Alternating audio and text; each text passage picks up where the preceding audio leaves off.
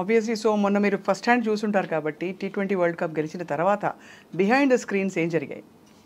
Behind the screens అంటే మీరు చూసారు యాక్చువల్లీ ఆ బిహైండ్ ద సీన్ సెలబ్రేషన్ చూసారు. దాంట్లో ఎవ్రీబడి సైలెంట్, ఎందుకంటే రా ఎమోషన్స్ ఉండే.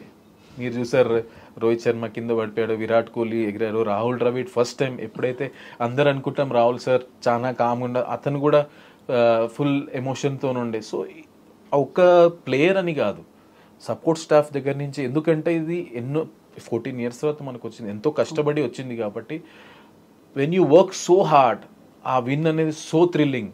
అండ్ ఎస్పెషలీ ఆ మ్యాచ్ చూసుకుంటే సౌత్ ఆఫ్రికా, వీ జస్ట్ వాళ్ళ నోట్లో నుంచి మనం తీసుకున్నట్టుంది అది విన్. ఎట్లా అంటే it was 30 balls 30 runs. It was more of their game where we holded our nerves far more better than them అనుకోవచ్చు ఆ match. So it was actually obviously అంటే we saw the moments, we saw the processions, the rallies. అసలు ఒక వారం 10 రోజుల పాటు దేశం అంతా కూడా ఊగిపోయింది ఇలాగా జోష్ తోటి.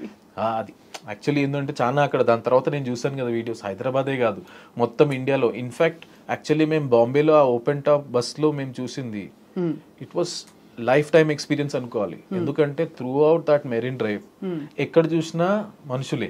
అవును, ఎక్కడ చూసినా మనుషులే. And the way they welcome, not only అప్పుడు మేము అక్కడ ఉన్నాం కాబట్టి ఆ సిచ్యువేషన్ చూసాం, కానీ whole India everywhere were so happy and celebrating as if it was their win. అదే మోతాదులో ఏదైనా కొంచెం చిన్నది అటు ఇటు అయినా కూడా ఆ ప్రెషర్ స్పోర్ట్స్ క్రికెట్ టీమ్ పై ఉంటుంది కదా, అది చాలా ప్రెషర్. అంటే 23లో వర్ పీపుల్ ఈజీ, అంటే 23లో గెలవనప్పుడు ఆ విధమైన యాక్సెప్టెన్స్ ఉండిందా, మనం ట్రై చేసాం బట్ కుదరలేదని? సో కొన్నిసార్లు ఏముంటుందండి, ఒక పెద్ద జర్నీ ఉంటుంది ప్లేయర్లో, దాంట్లో ఓటమి గెలవడం అనేది పార్ట్ అండ్ పార్సల్ అయిపోతుంది. ఎస్, ఆ మూమెంట్లో రియాక్షన్స్ ఉంటాయి, దట్ ఆర్ ఇమీడియట్ రియాక్షన్స్. అవును. కాకపోతే ఏంటంటే ఓవర్ ఎ పీరియడ్ ప్రతి ఒక్క ప్లేయర్ అర్థం చేసుకుంటారు. Credit to all players. ఆ లెవెల్లో ఏంటంటే వాళ్ళ ఎమోషన్స్ని వాళ్ళు చాలా కంట్రోల్ చేసుకుంటారు. మీకు కొన్నిసార్లు ఆ మూమెంట్లో కనిపిస్తుంది ఇమీడియట్ రియాక్షన్ తప్ప, everybody understands win or loses are part and parcel of life. ఇప్పుడు మేము వన్డే వరల్డ్ కప్ ఆ ఎమోషన్స్ అయిపోయినాక మేము ఒకసారి ఆలోచిస్తే ఏమన్నా ఇంకా మంచిగా చేయొచ్చు అంటే, అసలు చూస్తే అన్ని మంచిగా చేసాం, అన్ని బాక్సెస్ టిక్ చేసాం. జస్ట్ దట్ ఆ రోజు that was our off day and Australia played better than us. So ఒక స్పోర్ట్ ఆడినప్పుడు ఒకళ్ళు గెలవాలి, ఒకళ్ళు ఓడిపోవాలి అనేది, that is sportsmen spirit, we have to take it. మీ బాండింగ్ ఎలా ఉంది దిలీప్ గారు రోహిత్ శర్మ తోటి, లేకపోతే విరాట్ కోహ్లీ గారితోటి, and you know all the fine cricketers of India అందరితోటి? What is your bonding and at what level do you actually discuss cricket and life? నా ఉద్దేశంలో బాండింగ్ అనేది అన్నిటికంటే చాలా ఇంపార్టెంట్ అండి. ఎందుకంటే when you're right up there, especially players, we're all successful already there. దేన్ని వాళ్ళకు ఏమన్నా చెప్పి వాళ్ళు దాన్ని అప్లై చేయాలంటే ఫస్ట్ నేను ట్రస్ట్ చేయాలి, వాళ్ళ గేమ్ అర్థం చేసుకోవాలి. So what they are looking at, అవును, అది నేను అర్థం చేసుకోవాలి. నాకు కొంచెం చిన్న అడ్వాంటేజ్ ఎందుకు అయింది అంటే, I have been working it NCA సెటప్లో 2008 నుంచి నేను 2019 వరకు పనిచేశాను. సో ఈ గిల్స్ అయినా, జైస్వాల్స్ అయినా, రిషబ్ పంట్స్ అయినా, సంజు శాంసన్ అయినా, వీళ్ళందరూ ఎప్పుడో ఒకప్పుడు చిన్నప్పుడు నా క్యాంప్లో చేసిన వాళ్ళే. సో ఆ అక్వెంటెన్స్ ఉంది, కానీ ఆ అక్వెంటెన్స్ ఉన్నా పర్వాలేదు, కానీ people grow and people get matured over a period. వాళ్ళని అర్థం చేసుకుని, so my first 6 months when I joined the team, I spent whole time in understanding first is how they are as a human beings, how they like the feedback. ఒక్కొక్కళ్ళు ఒక తీరులో feedback తీసుకుంటారు. So most important ఏంటంటే నేను ఆలోచించింది, అదొక్కసారి అర్థమైంది అనుకోండి, ట్రస్టింగ్ ద ప్లేయర్స్ ట్రస్ట్ చేసి, as long as when once the players trust that we are in the same page, then నా కమ్యూనికేషన్ ఈజీ అవుతుంది.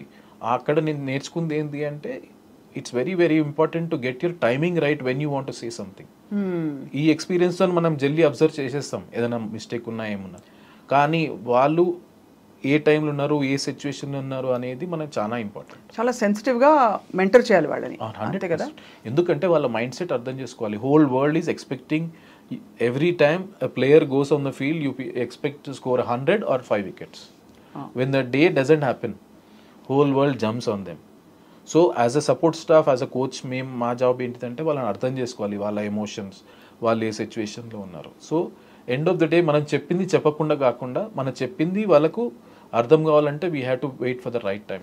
ఆర్ దే డిసగ్రిమెంట్స్ అవుతాయండి మామూలుగా ప్లేయర్స్కి కోచెస్కి మధ్య? అంటే మీరు ఇలా ఒకటి చెప్పి మీరు కాకపోతే ఎవరైనా ఎనీ కోచ్, బట్ ఆ టైంలో వాళ్ళు అది పికప్ చేయలేకో డిసగ్రీ అని చెప్పు అలాంటివి అవుతుంటాయా? You have to negotiate your way through కదా. I don't believe in disagreement or agreement. Basically అనుకోవాలంటే హెల్దీ డిస్కషన్స్ అనుకోవాలి. రైట్. హెల్దీ డిస్కషన్ అయినప్పుడు అది వెరీ వెరీ ఇంపార్టెంట్. ఒక టీమ్ ఎన్వైరన్మెంట్లో హెల్దీ డిస్కషన్స్ అనేది చాలా ఇంపార్టెంట్. నా మైండ్ సెట్ ఎలా ఉంటుందంటే నేను అర్థం చేసుకొని చెప్పినాక నేనేం చేస్తాను, ఇది నాకు అనిపిస్తుందని I will throw it to the players. కోపంగా అయితే చెప్పరు.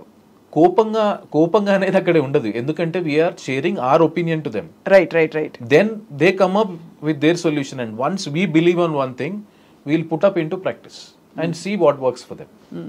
నేను జనరల్గా ఏముంటుందంటే నేను ఒక మెథడ్ అనుకుంటా, once we have a discussion I will never say that do this. Right. I would say 2 సార్లు ప్రాక్టీస్ చేద్దాం, సీ వాట్ యూ ఫీల్, తర్వాత ఫీడ్బ్యాక్ తీసుకొని then we'll come to a conclusion. Because sometimes my method is not the only method. So as long as we're open and అంటే definitely okay. You have seen generations of cricket కదా దిలీప్ గారు. మీ దృష్టిలో అసలు ఇంతవరకు finest player allrounder ఎవరండి? Can you make that comment? Actually అది చెప్పడం సాధ్యం అంటారా? ఇప్పుడు యాజ్ అ ఫీల్డింగ్ కోచ్గా అంటే అది చాలా కష్టం, ఎందుకంటే ఒక్కొక్క మ్యాచ్లో ఒక్కొక్కరు డిఫరెంట్ రోల్ ప్లే చేస్తారు. ఇప్పుడు మా ఫీల్డింగ్లో ఎలా ఉంటుందంటే స్లిప్ క్యాచెస్ ఉంటుంది, అవుట్ ఫీల్డ్ ఉంటుంది, ఇన్ఫీల్డ్ ఉంటుంది, ఒక్కొక్కరి దగ్గర ఒక్కొక్క స్ట్రెంగ్త్ ఉంటుంది. అవును. సపోజ్ ఇప్పుడు మనం మ్యాచెస్ చూసుకుందాం, మనం సౌత్ ఆఫ్రికా మేము టెస్ట్ సిరీస్ ఆడినప్పుడు జైస్వాల్ గిల్ స్లిప్లో బ్రహ్మాండంగా చేశారు, యంగ్ ఫీల్డర్స్. రైట్. ఇప్పుడు మీరు మన వరల్డ్ కప్లో చూసుకుంటే మీకు మన అక్షర్ పటేల్, సూర్య క్యాచ్, సిరాజ్ బ్రహ్మాండంగా చేశారు బయట. అదే మీరు వన్డే వరల్డ్ కప్లో చూసుకుంటే రోహిత్, విరాట్, జడేజా ఇన్ఫీల్డ్లో బ్రహ్మాండంగా క్యాచ్లు తీసుకొని కేఎల్ రాహుల్ వెనకాల. So everybody plays different roles and different positions. So స్పెసిఫిక్గా ఒక్కళ్ళని అనేది చాలా కష్టం. దట్స్ అ వెరీ వెరీ మీరు చెప్పలేదు ఓపెన్గా, కానీ బట్ ఈవెన్ పాత తరం నుంచి ఇప్పటికీ క్రికెట్ మారిందంటారా? ఆఫ్టర్ ఈ కొత్త ఫార్మాట్స్ ఇంట్రడ్యూస్ అయ్యాక, ఐపీఎల్ వచ్చాక, has the attitude towards the sport changed or has it evolved or ఎలా ఉందంటారు? ఎక్స్పోజర్ పెరిగిందండి. బేసికలీ ఐపీఎల్ వల్ల ఏమొచ్చిందంటే అంతకుముందు ఒక ఫస్ట్ క్లాస్ ప్లేయర్ ఆడినాక then we have to wait for India A to come, then they come to the senior team, అలా ఉండే ప్రాసెస్. ఐపీఎల్ వల్ల ఏమైందంటే you are ending up spending literally 2 months with the biggest stars what you have dreamed of. So ఒక పెద్ద international తో మీ dressing room share చేస్తున్నారు, వాళ్ళతో మాట్లాడుతున్నారు. And IPL is a highly competitive tournament. So దాంట్లో ఏమందంటే your exposure has increased so much folds. So that is why transformation లో ఇప్పుడు అదే ప్లేయర్ ఇప్పుడు ఇండియాకి వచ్చినప్పుడు he doesn't take much time to adjust to that place, right because he's already been exposed. So exposure వల్ల ఆ experience pressure situation ఉన్నది మంచిగా ఎంత అడ్వాంటేజ్. ఇప్పుడు ఫర్ ఎగ్జాంపుల్ అంటే విరాట్ కోహ్లీ గారు ఈజ్ ఆల్రెడీ మంచి అద్భుతమైన ఫీల్డర్గా పేరుందని అంటారు.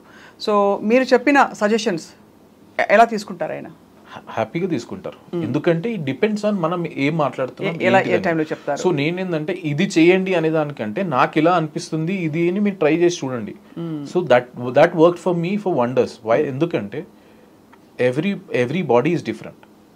ఇప్పుడు కొంతమందికి రిఫ్లెక్సెస్ స్ట్రాంగ్ ఉంటుంది, కొంతమందికి హ్యాండ్స్ స్ట్రాంగ్ ఉంటుంది. వాళ్ళని అర్థం చేసుకున్నాక మనం ఇప్పుడు ఎందుకంటే మ్యాచ్ అయినప్పుడు వీడియో అనాలిసిస్ ఇవన్నీ ఉంటాయి కాబట్టి we see lot of times and anything which can make them కొన్నిసార్లు కరెక్షన్స్ ఎలా ఉంటాయి అంటే ఇది ఇలా ఉండాలి అని చెప్పడం వేరే, ఆ కరెక్షన్ ఎట్లుండాలంటే ఆయనను ప్లస్ చేయాలి.